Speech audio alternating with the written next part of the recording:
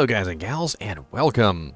So today I have something exciting for you. In the quest to find those amazingly rare, unique items, like for instance Harlequin Crest Shako, the Ring of the Starless Skies, the Grandfather, freaking Doombringer, all those beautiful things that people are after, I decided it would be useful if we made a tool. So I contacted Proner. Again, if you guys are familiar with the gambling tool that we have, it's absolutely amazing.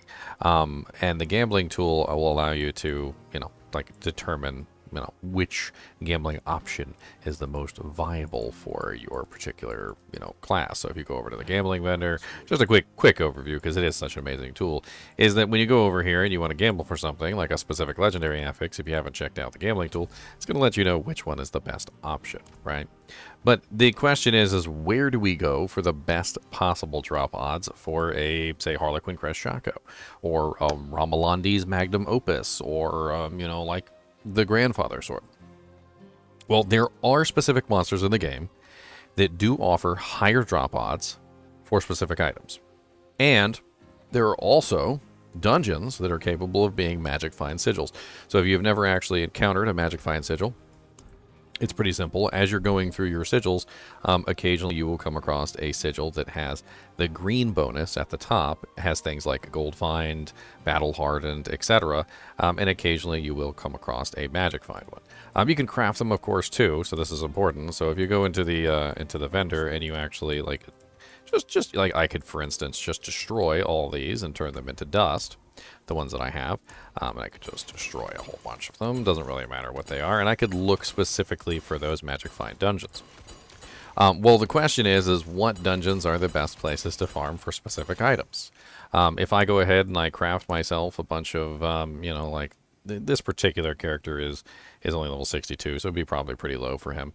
But let's just go ahead and craft a bunch of 21 25s, just for the sake of argument. And let's say I crafted a bunch of these, and I ended up with a Magic Find one, which I'm hoping I do for the sake of the video, because I want to show you the Magic Find.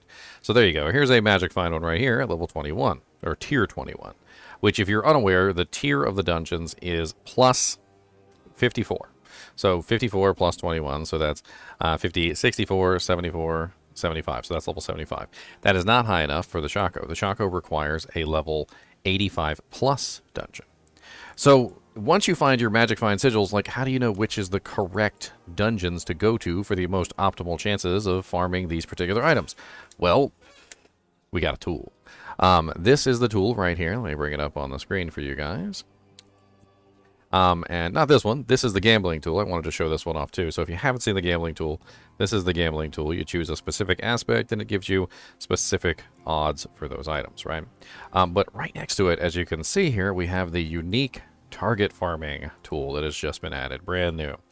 In the unique target farming tool, you can clearly see the odds, basically the best odds to get a specific item depending on the monster type.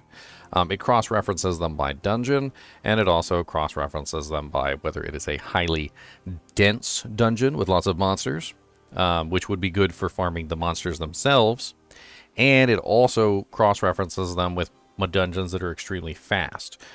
Target farming, for instance, like the end drop, like the glyphs, so you get that end drop at the end of the dungeon, which could be good for farming the item as well. So, for instance, in this particular case, if we go ahead and click on the Harlequin Crest Shako, which is a really popular one, as you can see, it says Harlequin Crest is an ultra rare. It does require World Tier 4 and Monster Level 85 to drop. Okay, so this is important when you're talking about your dungeons. We also have the sigil modifier here, so this lets you know that this particular dungeon is capable of rolling as a sigil. Not all dungeons can be sigils, and only sigils can have the Magic Find modifier. The Magic Find modifier, we don't know exactly how much this affects the drop rate of, say, a super rare unique, but it is safe to assume that the Magic Find modifier does in fact increase that drop chance. So what this is going to tell you is which dungeons have a higher drop rate because of the fact that they have the specific class of monster that drops that specific type of item more often than others. So, for instance, in the case of the Harlequin Crest Shako, it is cannibals and cultists, right? So You can see the Andriel's Visage is also on here because it is also a helmet. But notice the cannibals also have pretty high drop odds for axes here. So they have an additional drop table. Whereas the cultists seem to be more specifically for the helmets. And as you can see, we have the Conclave here, which is a very high density dungeon. And that one is also capable of being a sigil. But then we also have Shadowed Plunge, which is another dungeon, which is very fast, but not high density. And that one is also capable of being a sigil. Then we have Serpent Slayer, which for some reason is all high density and fast, which is very interesting, and could be an interesting choice. So if you were rolling Magic Find sigils, and you came across a Conclave Magic Find sigil, it might be a good idea to run that one for a better chance at the Harlequin Crest Shako. Now, you can also choose multiple items. So, for instance, if I were to choose, an item down here. Now, when you select an item down here, this is the class-specific uniques, it's going to automatically choose the class. Because in general, it seems like, with the exception of the Druid, which had a bug, class-specific uniques don't seem to drop for non-class-specific characters. So, like, for instance, if I choose the Word of a Con, the Word of a Con is an amulet, and the amulet is going to automatically choose the rogue. But notice here, rings and amulets do not currently have increased drop odds from any specific monster type. So this is actually kind of an interesting one. For some reason, all the items types in the game have a monster family that drops better odds for those specific items, except for rings and amulets. Rings and amulets apparently have no specific monster type that's better. So in this particular case, you would be better off looking for something else, because now it just comes down to density and clear speed and not monster family.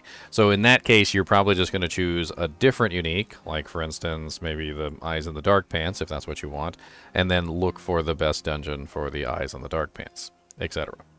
Now, of course, the tool is still a work in progress, as always, so if you have any feedback as far as the tool is concerned, then, by all means.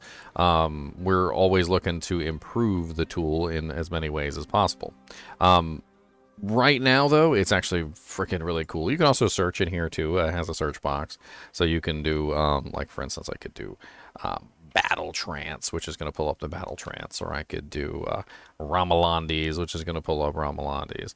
And a lot of these actually overlap. So Doombringer and Ramalandes overlap. So these are going to be in the same dungeon. Whereas the Grandfather and, say, the Necromancer items, which are Necro only, are not going to overlap because the Necromancer can't get the Fields of Crimson, which is the one specifically for the Barbarian. So it becomes rather interesting here because a lot of this stuff is very cool in terms of, like, cross purposes. So, like, as you can see here, when you choose the Grandfather, it shows you that you can also grab Frostburns from the spiders, as well as potentially Razorblade from the spiders. So spiders have a lot of various items that can fall, whereas the vampires seem to be more specific to the Grandfather. So it seems like if you're looking for a Grandfather sword, looks like Cordragon Barracks or Zenith seem to be some of the best ones. Of course, as far as speed is concerned, Blind Barrows is faster. All in all, I think this tool is absolutely amazing, and as time goes on, I'm sure it will only get better. I wanted to bring this to you guys' attention, and yeah, get out there and use it. Like, this tool is going to be freaking nuts, you kidding me? As always, I appreciate you guys and gals watching my videos, even when I'm just talking about an amazing tool like the freaking ridiculously awesome all unique target farming. And we may or may not have another one coming, which is kind of like a reverse lookup tool as well. That could be later. But basically how that one would work is the opposite. So instead of looking up the unique to find the dungeon, you would look up the dungeon and figure out what unique falls there, or what unique has a higher probability of falling there, which is interesting. As always, I do appreciate you guys and gals watching my videos, even when we're just having fun with a new tool for Diablo 4. And as always, keep watching.